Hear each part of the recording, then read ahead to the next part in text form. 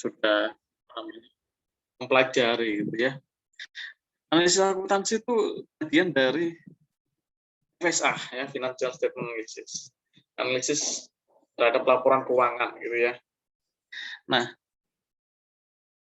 yang memberikan gambaran frame paling bagus itu analisis akuntansi sebelum kita beranjak ke analisis rasio gitu ya, analisis rasio, analisis keuangan gitu ya. Nah, tadi seperti dikatakan Andika, sesuatu di balik itu berarti kalau itu kira-kira ini laporan keuangannya kinerjanya naik nih, apanya naik nih, tapi kok nggak bagi dividen gitu ya.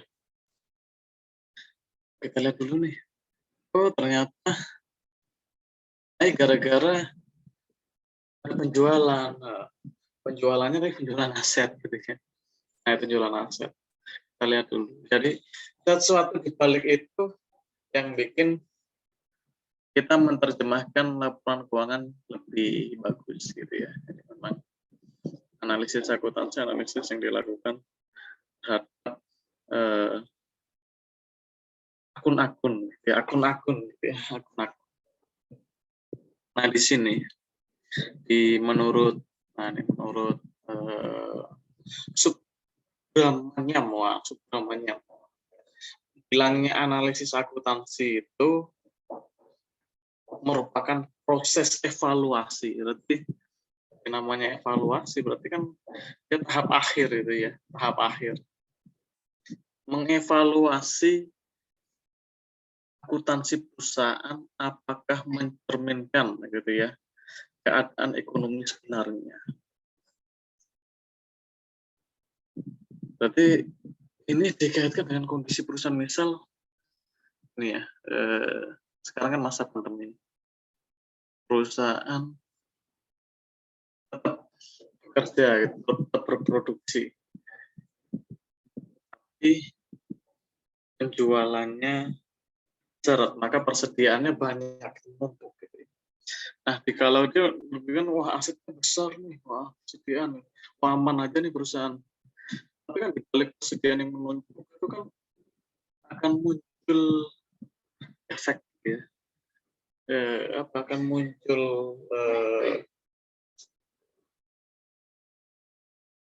barang yang tidak layak pakai, gitu, barang yang tidak layak pakai. Nah itu. Jadi kita juga mengkaitkan kondisi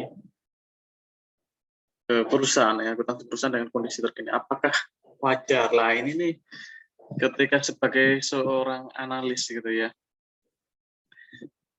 kita akan melakukan sebuah investasi itu tidak hanya melihat laporan keuangan atau tidak hanya melihat kondisi akuntansi, tetapi juga melihat keadaan ekonomi sebenarnya gitu ya. Keadaan ekonomi sebenarnya. Jangan sampai keadaan ekonomi sebenarnya itu lagi naik gitu ya, tapi dia turun. Ini banyak kasus ini ya. Perusahaan-perusahaan batu bara gitu ya. Dia dunia kan lagi krisis ya, cuma krisis ini ya, krisis ekonomi, tetap krisis energi, krisis energi.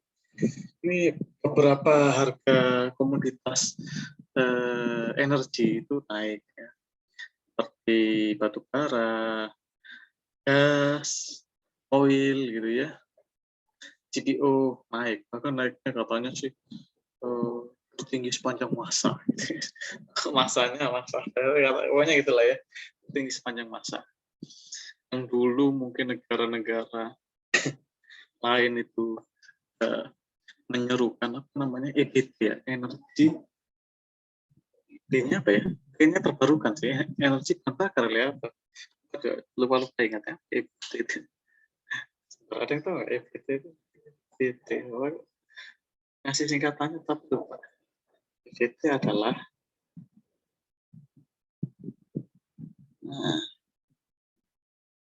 kan earning before tax ya. Ya keluar energi ya ini. EBT energi. biar nggak lupa ini. Oh, energi baru terbarukan. Jadi ternyata ada barunya ya. Bapak juga barunya juga. Baru terbarukan lagi, energi baru terbarukan. Iya, oke lah ya. Saya kira energi baru terbarukan. Energi baru terbarukan. Di kala negara-negara Eropa gitu ya, eh, mencanangkan energi baru terbarukan di tengah kondisi krisis energi, akhirnya mau nggak mau dia menyukai lagi gitu ya, menyukai lagi batu bara gitu ya, CPO kan bukan pajaknya gitu ya, India, bukan India itu akan aliran listrik hanya sehari, mulai hari ini, besok berarti kalau hari ini bisa Rabu dia mati lampu nih, kira-kira nggak ada cadangan gitu ya. Wah ini krisis energi di India. India punya tambang dapat dari Cina dari Australia. Jadi ini suatu krisis sistemik. Bahkan di Eropa, ya dari Inggris gitu ya, itu naik. Kalau krisis energi itu naik, harga jadi naik gitu ya. Harga jadi naik. Ada perusahaan-perusahaan yang mencatatkan rugi, catatan rugi gitu ya. Ada beberapa perusahaan yang rugi. Yang lain untung tuh, seperti Adaro gitu ya, kemudian PTBA gitu ya.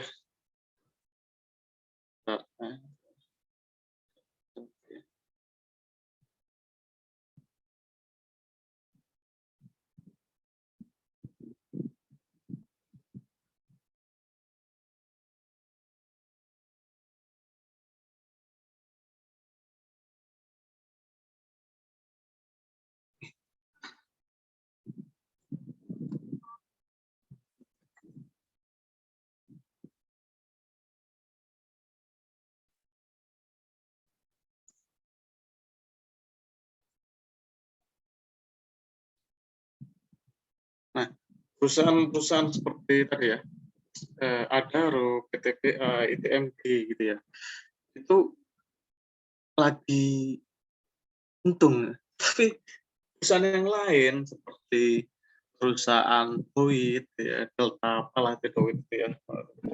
Sorry ya kalau Bapak apa namanya me, me, menyebutkan kode sahamnya ya. Bapak agak lupa ini ya, lupa namanya panjang gitu ya. Ya, Delta apalah itu Boeing kan Delta ya. Boeing, terus Bos itu apa ya? Bos ini bukan merek jaket, ada juga Borneo apa ya, lupa Bapak. Bos itu. Terus Fire itu ya. Itu juga perusahaan-perusahaan batubara tapi catatkan rugi gitu, catatkan rugi. Nah ini dikaitkan juga misal, oh iya Pak kan ini akhir tahun Pak, biasanya terjadi window dressing gitu ya. Nah ini lagi dibutuhkan analisis akuntansi untuk mengevaluasi kondisi akuntansi perusahaan dibandingkan keadaan ekonomi sebenarnya. Jadi bisa aja misal perusahaan yang lain melakukan window dressing gitu ya. Tapi perusahaan batu bara kuartal 1-2 dia rugi. Tapi kuartal 3-4 untungnya gila-gilaan. Wah, jangan-jangan window dressing. Nggak bisa begitu.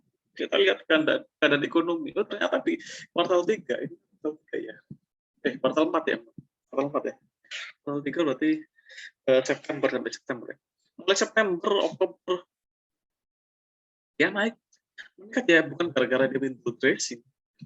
Tapi gara-gara memang harga coal, CPU, ini perusahaan-perusahaan energi itu naik memang. Jadi kalau kita lihat fase ya, kita lihat fase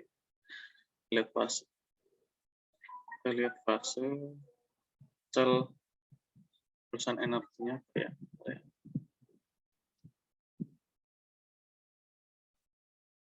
Jadi bukan semata-mata karena terjadi window dressing ya. So ini ya, biar sama-sama BUMN ya. sama program. Sama program. Kita kasih contoh. Biar nggak gelap, tak warnain putih.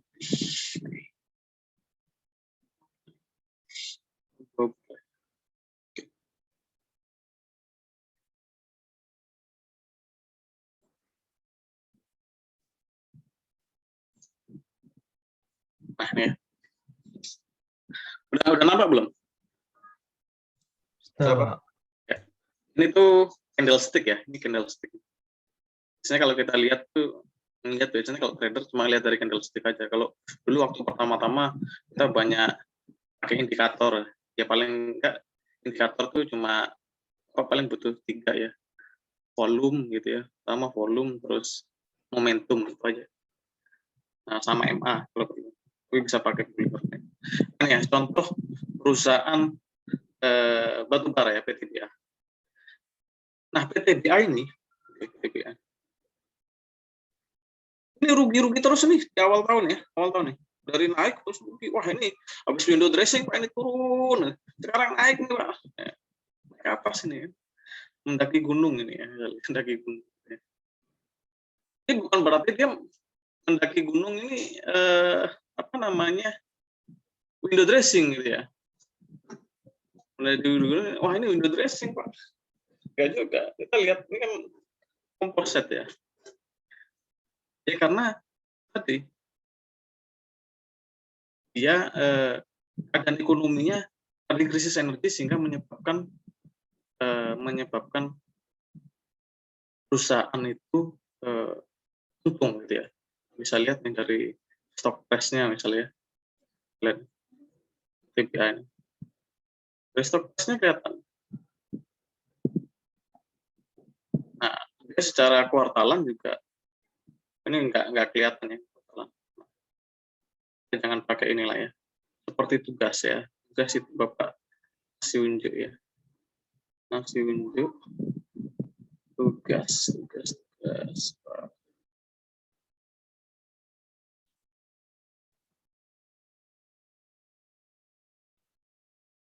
Kalau itu kan kalian harus jadi trader dulu ya untuk bisa apply. Ini ada juga yang nggak perlu apply sesuai yang ditugas itu. Kalian tinggal klik di tradingshoot.com gitu ya, dan bisa ini gratis nih. Tadi apa? PTBA ya, di versi bayarnya PTBA.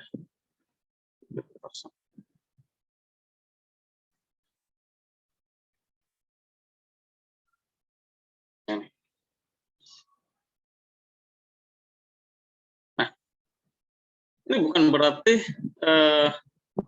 ketika ini terjadi window dressing naik. Ini mirip dengan perusahaan BUMN yang lain ya.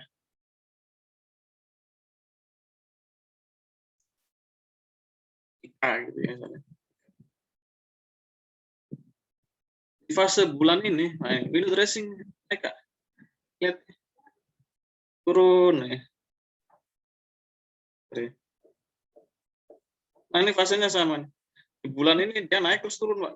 Terus naik lagi. Di awal tahun naik terus turun balik lagi gitu ya. Sampai sekarang mau naik lagi. Mau naik.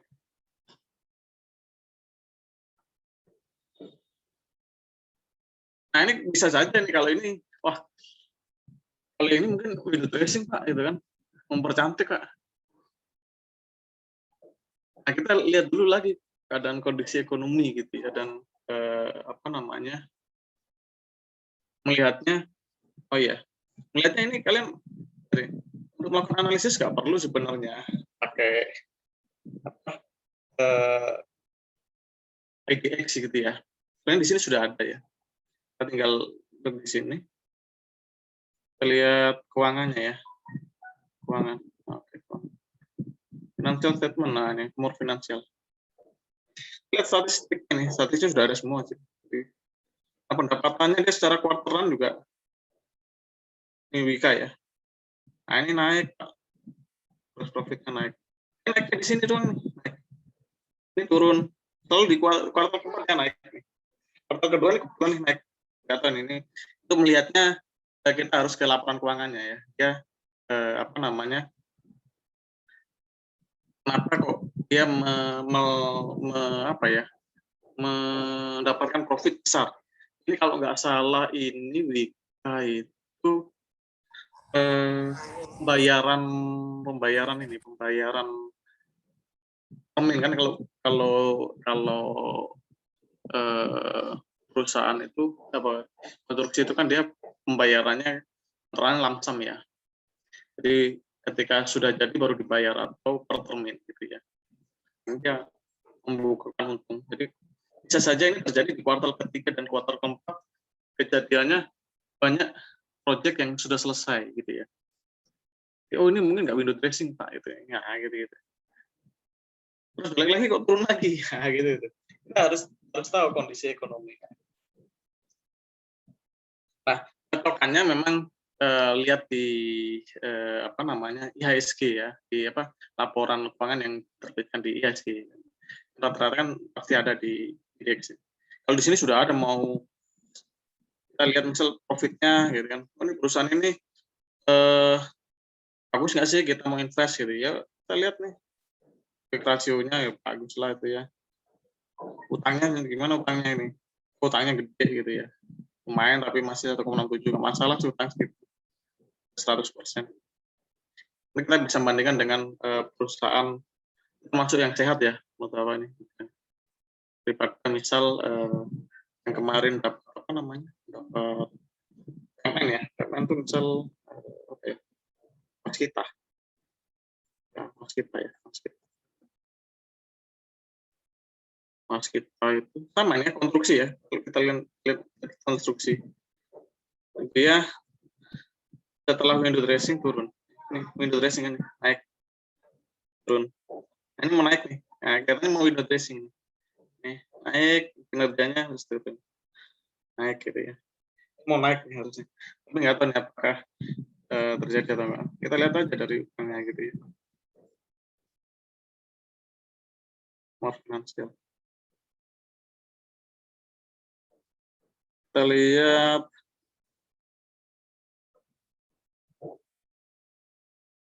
nah ini gede dia, debt equity to rasionya gede nih, 400% ya, 4,42 kan dia.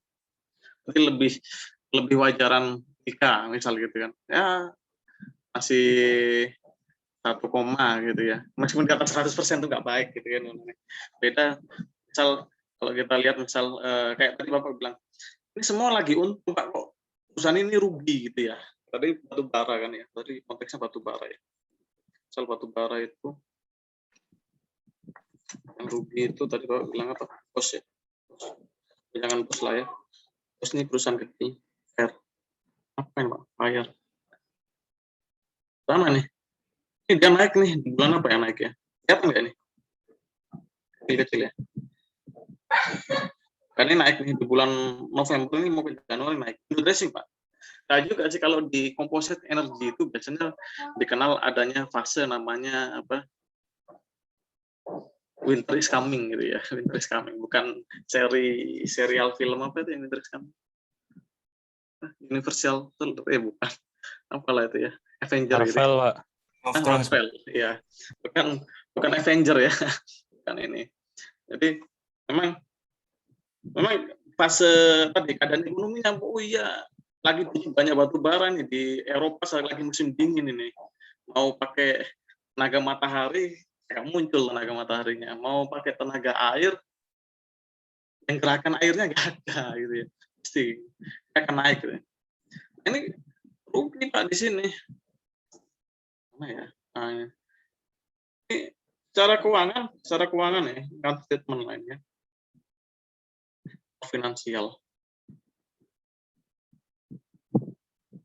overview lah ya, lihat secara income. Iya, oh, tapi ini bukan quarteran, ini quarterannya. Nah, ini.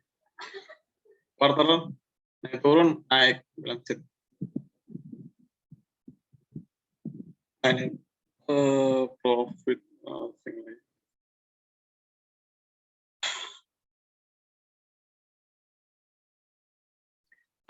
ini dia masih mencatatkan rugi gitu ya, Q2. Ini bis rugi untung gitu ya, ini untung rugi gitu. Nah, kita harus misalnya perusahaan ini rugi, kok rugi? Ya harusnya untung karena perusahaannya naik gitu ya. Kalau dia nggak untung berarti ada masalah di manajemen gitu ya. Biasanya kalau analisis akuntansi itu muncul untuk manajemen itu kan earning management ya. Earning management dilakukan oleh manajemen.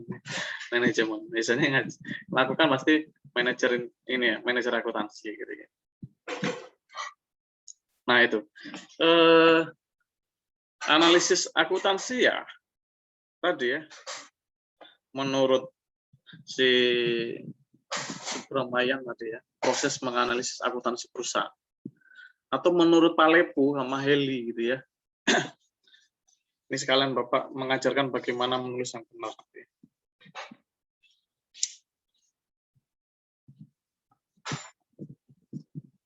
Nah, menurut Pak Lepu dan Heli ini,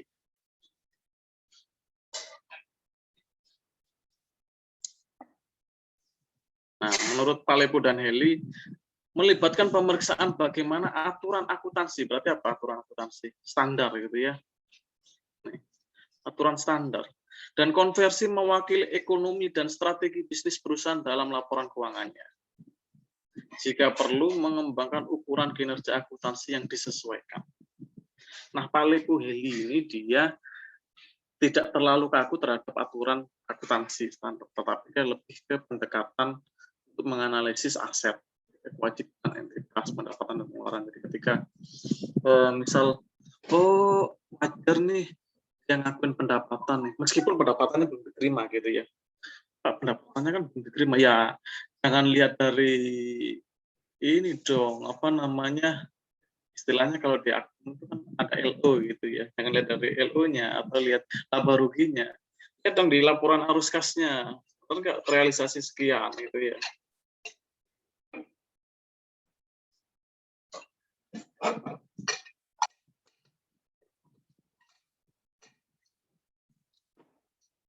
Nah, si Heli itu dia lebih menekankan ke pendekatan itu ya, menganalisis apa tadi sesuatu di balik laporan keuangan, sesuatu di balik laporan keuangan katanya Andika. Ya. Nah, ini kok dikasih gini Pak, dikasih apa namanya Subramanyam. Nah, ini ketika nanti tugas itu selalu ada referensi gitu, selalu ada referensi. Kalau ada referensi. Nah, referensi itu dengan cara apa? Dengan cara melakukan citasi dengan dokumen citasi. Nah, citasi itu ada banyak kita toolsnya. Di sini Bapak pakai Mendeley. Kalau kita lihat ini di office Bapak ya, ini ada referensi nih. Referen. Si loading atau referen. Ya, di sini ada apa namanya Mendeley yang punyanya si Word ya. Nah, nanti mungkin ada lagi EndNote. Kita cukup satu aja lah ya, satu alat aja. Namanya Mendeley. Gitu ya. Nah, hari ini Bapak ngajarin Mendeley juga. Kalau ketika kalian nanti nulis, tugas juga bisa menggunakan Mendeley. Nah, ini Bapak volunteer ini siapa ya? Vin. Pernah ini nggak, Vin? Udah pernah pakai Mendeley nggak, Vin? Pernah, Pak. Udah diinstal berarti? Udah, Pak. Udah. Oh. Yang lain apakah ada yang udah install? Saya sudah, Pak. Dinda gimana, Din? Dinda udah, Din? Belum, Pak. Ya udahlah. Dinda ini jadi contohan. Din, apa? Share screen, Din. Office-nya Word-nya ditutup dulu. Terus apa namanya? Install Mendeley, cari namanya Mendeley. Coba share screen aja. Ini di Google gitu ya, Pak? Iya, di Google, di Google. Oke, bentar ya, Pak.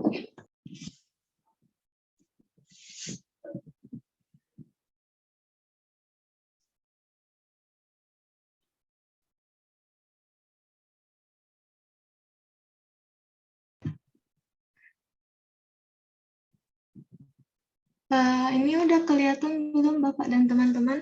Oh, udah. Nah, coba cari Mendeley gitu ya. Mendeley gitu. Mendeley, D, L, L, L. Nah, itu tuh. Klik. Nah, itu.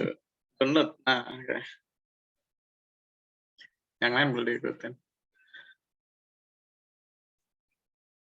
Ya, oke, accept aja lah.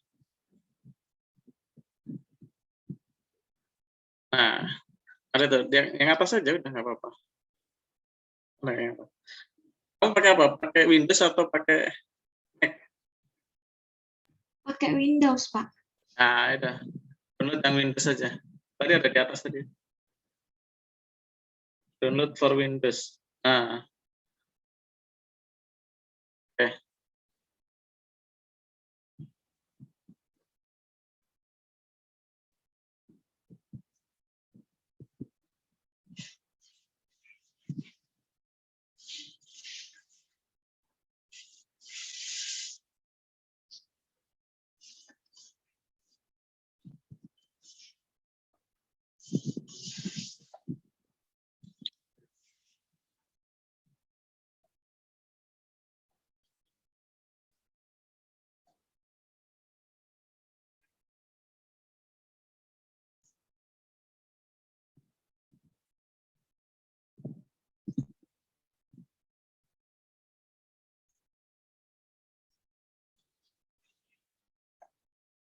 Bentar ya, Pak. Share screen-nya saya pindah dulu ke ini. Iya.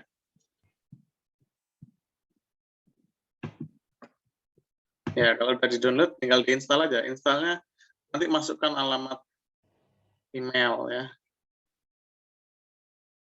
Ini Atasnya nggak apa-apa.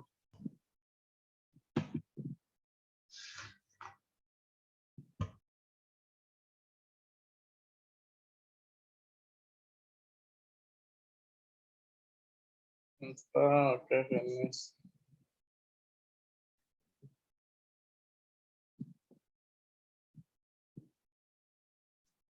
Loading.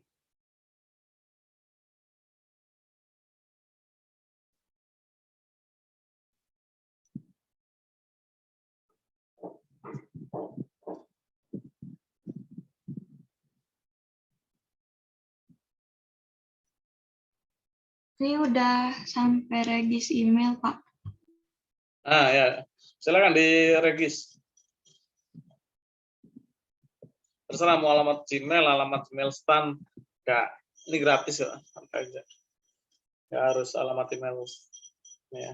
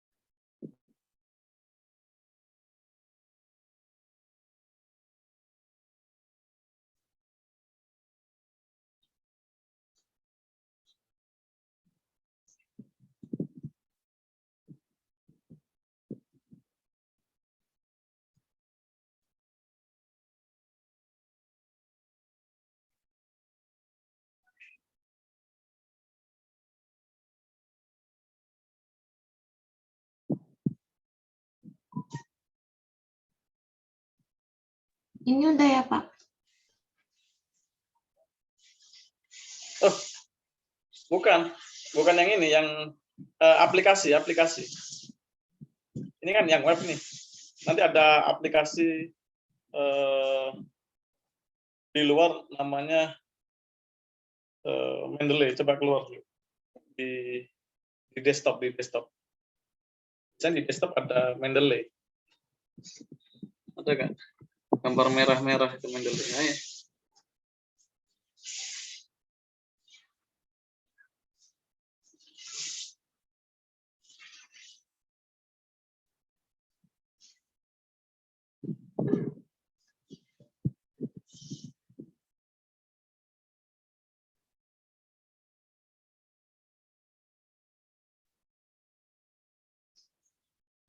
Oh,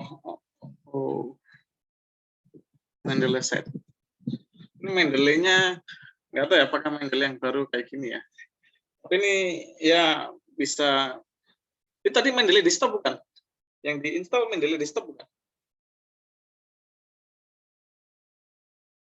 Oh, bukan. Sorry, salah. Installnya Mendeley desktop. Nggak apa-apa sih, sama aja. Mendeley desktop ya. Mendeley desktop. Nah, itu tuh.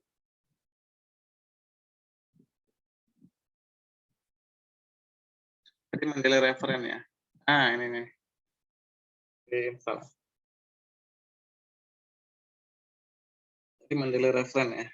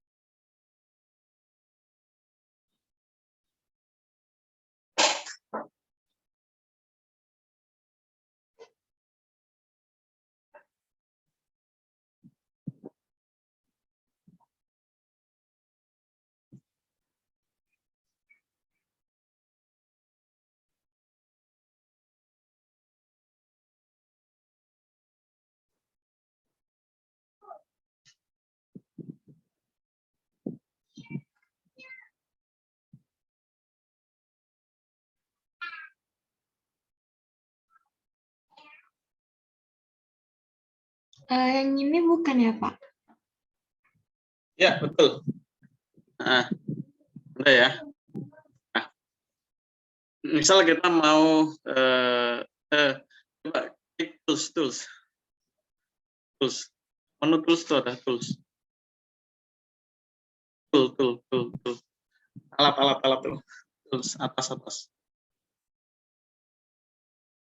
Nah, ya install MS Word plugin gitu ya. Ya, oke.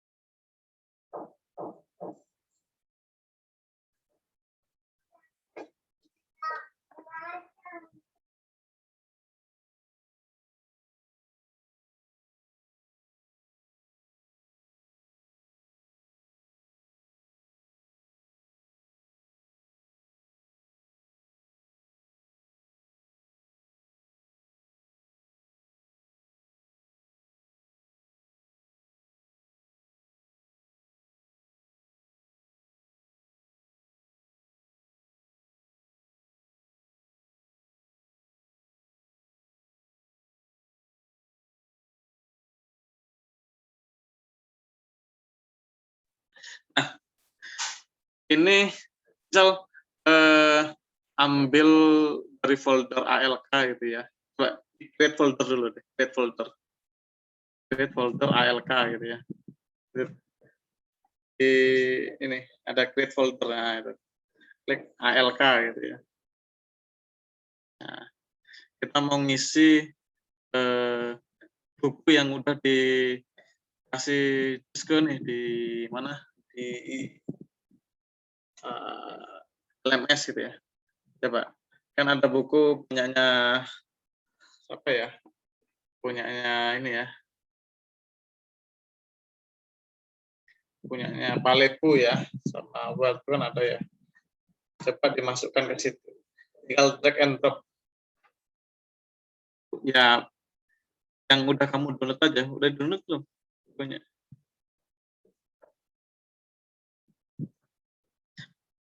Atau PDF terserah lah punya kamu ya. Boleh. PDF ALK. ALK ini Bapak ada buku nggak ya?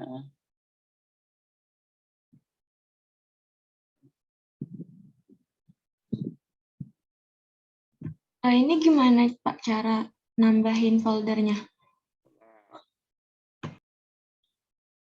Ini coba tak taruh di sini ya. Misal Bapak mau masukin ALK Science.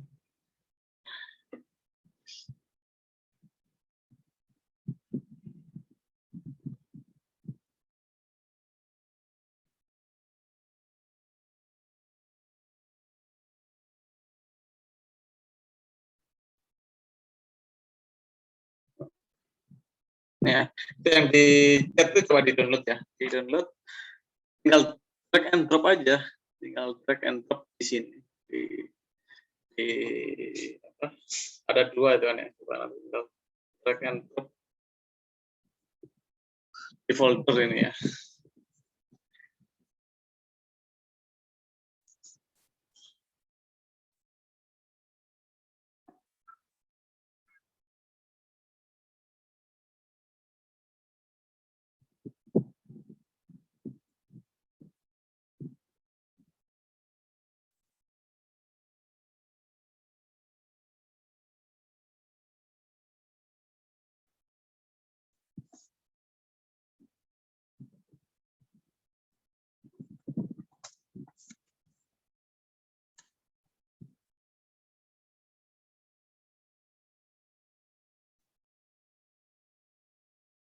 Nah ini kan kita bisa lihat nih, misal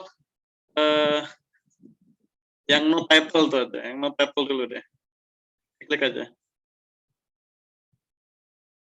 Nah,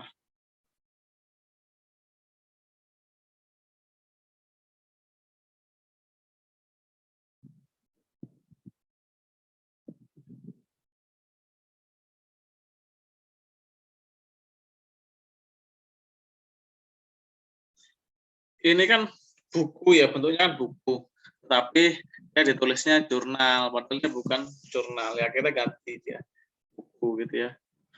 Coba fix. Yang kanan loh, kanan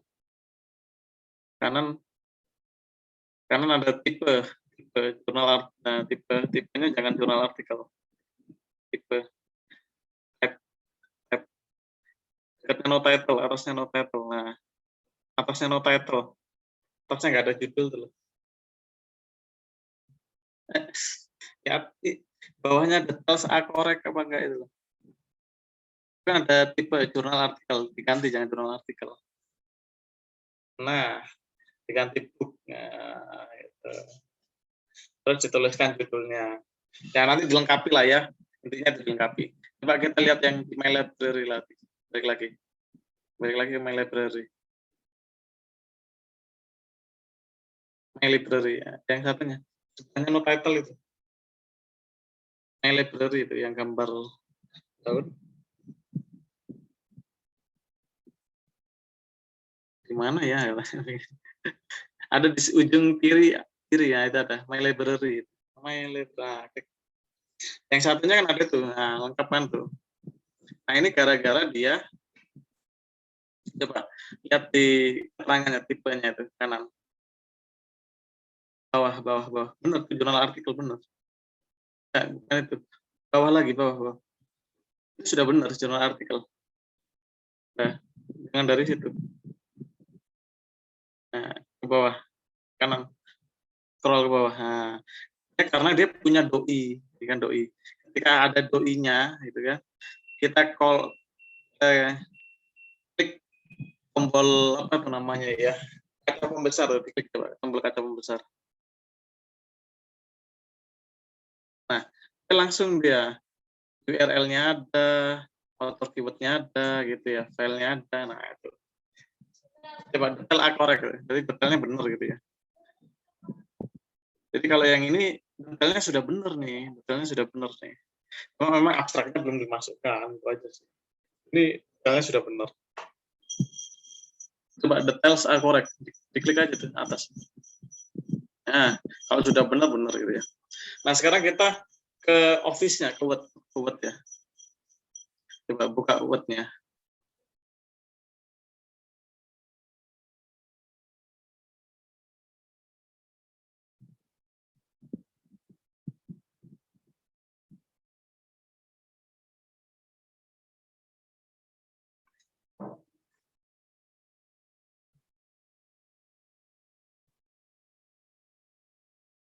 Nah, coba tulis deh, analisis akuntansi adalah gitu ya.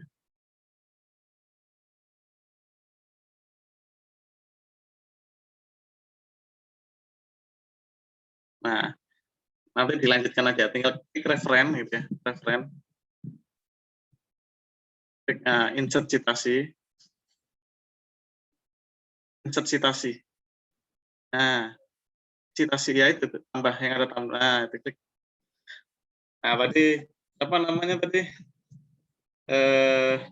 Zulaika ya. Nah, ketik Zulaika di situ. Nah, itu klik. Nah, kalau tadi klik oke.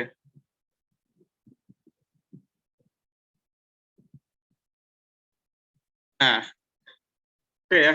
Nah, gitu caranya. Nah, enter sekarang, enter. Nah, enter lagi. Nah, ketik daftar pustaka gitu.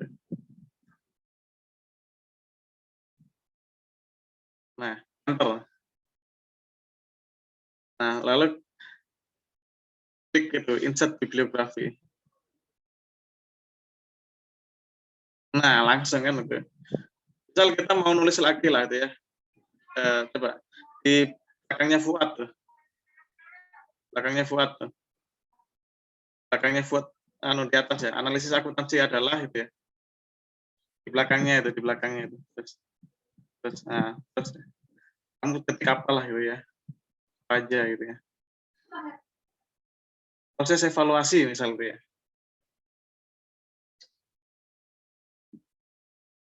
Nah, lalu insert citasi lagi.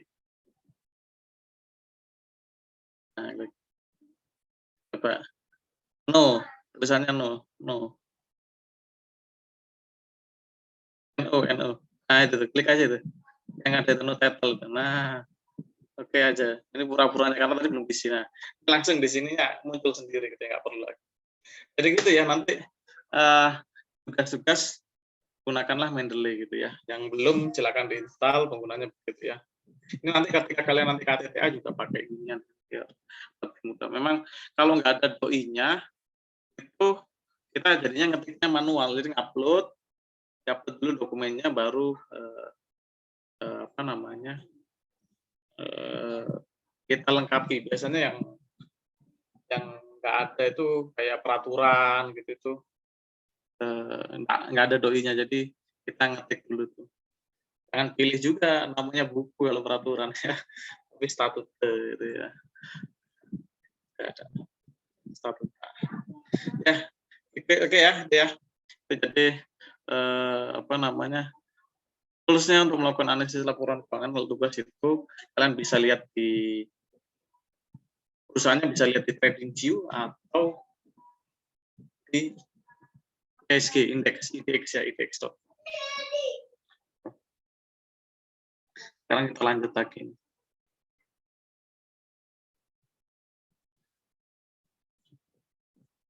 Nah, di materi ini. Mana ya?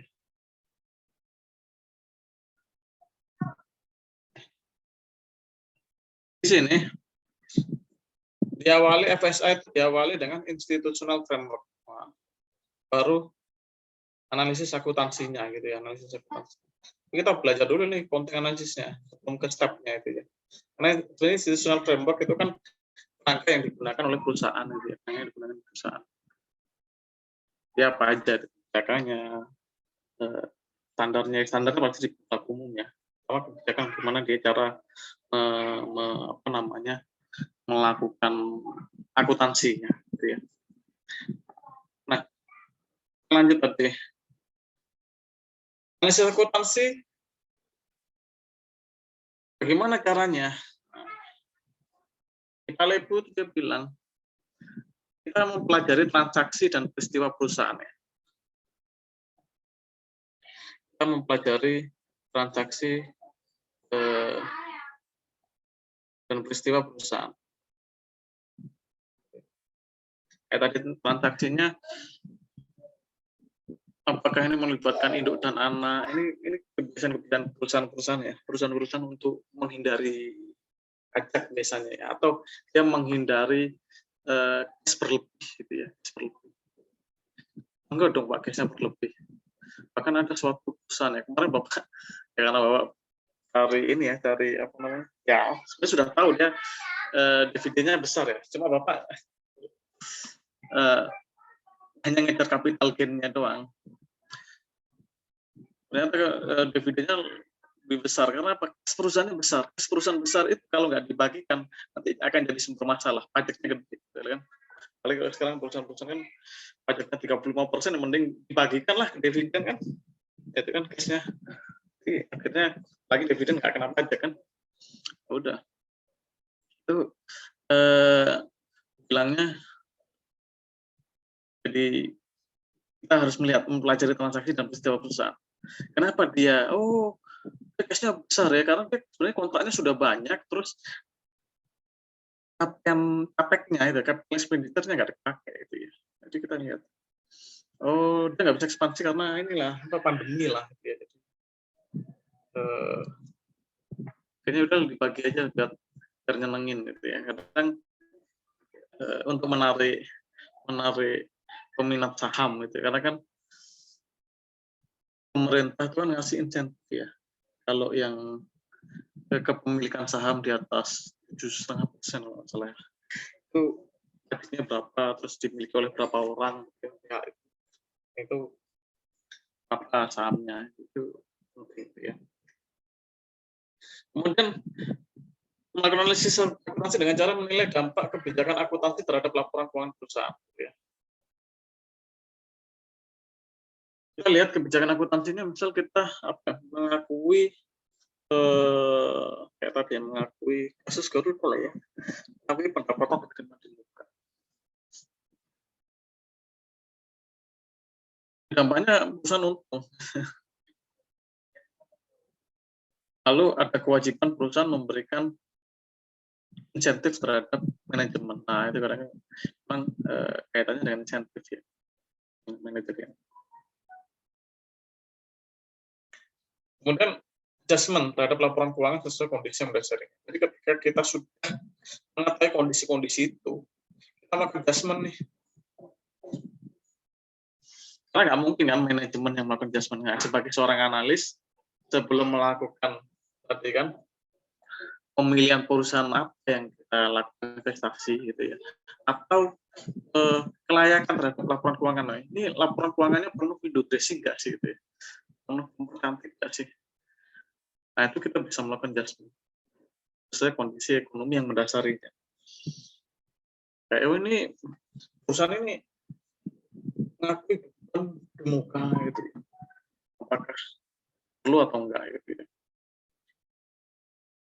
Misalnya contohnya nih ya, pandemi virus corona dapat berdampak signifikan terhadap laporan keuangan 2020 dalam berbagai aspek. Nah, misal pendapatan perusahaan akan menurun akibat daya beli masyarakat yang melemah dan kemungkinan inflasi. Gitu ya. Lalu tadi mengukur persediaan bahan bakunya tinggi gitu ya. Ketika sudah ada persediaannya numpuk gitu ya, maka tadi ya kita perlu mempertimbangkan kerugian akibat kerusakan barang, kerusakan bahan baku dan lainnya. Dan misal PSAK 24 nih, imbalan kerja gitu ya. Oh, melakukan rehabilitasi imbalan kerja perlu mempertimbangkan dampak pandemi corona gitu. Dan lain-lain gitu ya. Nah, mengapa kita perlu melakukan analisis akuntansi? Di slide itu sudah ada di sini ya, sudah disajikan ya. Ini ada di halaman itu ada tuh. Apa kita ya? Apa? Transactional framework, accounting analysis ini ya. Jadi untuk apa? Testing for accounting, kalau di sini testing for accounting distorsi gitu ya. Distorsi akuntansi gitu ya. Distorsi akuntansi. Nah, distorsi akuntansi ini terjadi akibat tadi estimasi manajemen yang salah gitu ya. Nah, distorsi akuntansi ini terjadi akibat estimasi manajemen yang salah misalnya gitu ya. Kemudian bisa terjadi karena adanya window dressing atau akibat penerapan standar akuntansi yang berbeda gitu ya, dipahami oleh bukan dipahami, sebenarnya sama ya, cuma ada celah gitu ya, ada celah seperti gini ya. PSAK 35 ya, tentang akuntansi masjid ya, contoh ya, itu dicabut ya, disuruh pakai PSAK 1 karena sebenarnya untuk masjid, yayasan, masjid punya partai itu bisa menggunakan PSAK 1. Nah, PSAK 1 standarnya bisa mengikuti SAK MKM, SAK yayasan, SAK syariah gitu ya, dengan penyesuaian menurut manajemennya gitu ya, standarnya. Jadi ketika dibuka itu bisa bermacam-macam, ya. Kata kuncinya bisa macam-macam. Itu nggak salah juga sebenarnya di sana, nggak salah juga. Jadi kadang memang perlu penegasan kalau di IAI ya, standar kan berlaku umum. Kan kadang berlaku umum itu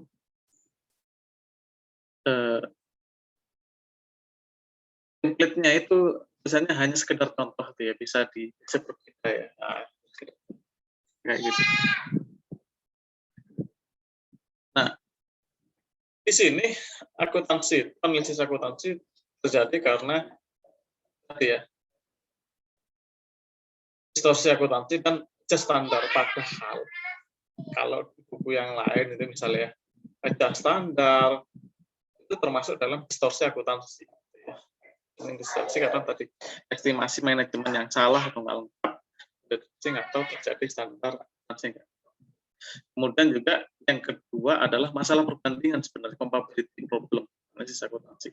Ini problem itu sebenarnya kan kalau kita melakukan analisis seperti akuntansi itu kita nggak bisa nih melakukan analisis terhadap satu perusahaan itu ya, satu perusahaan.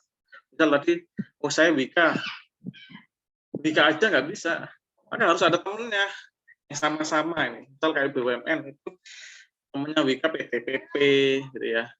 Terus yang ini ya, yang listing ya, PTPP, Waskita, ADI gitu ya.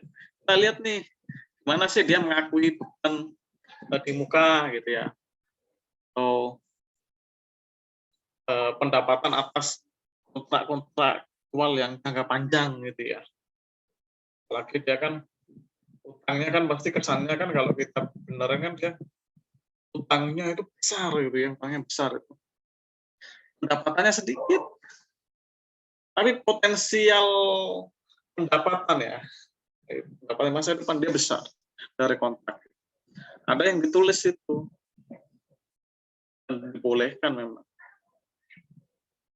Nah itu kita lihat dengan perusahaan lain, benar nggak sih? Gitu. Sama nggak perlakuan? Jadi comparability problem, jadi problem perbandingan. Jadi gimana untuk akun-akun tertentu, mana perusahaan lain menyajikan. Ya. Bisa juga karena tadi itu karena perusahaan BUMN, kita coba dengan perusahaan swasta misalnya gitu kan, misal tadi antara apa namanya, kalau di BUMN mungkin bisa nih Wika versus PTPP gitu ya, atau versus apa API gitu ya. Itu juga bisa kalau dengan swasta Wika versus apa nih Akset ya, Akset Indonesia atau versus Total gitu ya, Total ini ya. Jadi ya kalau yang biasa di bursa gitu ya, mungkin hafal nama-nama ini. Kita break bentar ya, tunggu ajan dulu ya.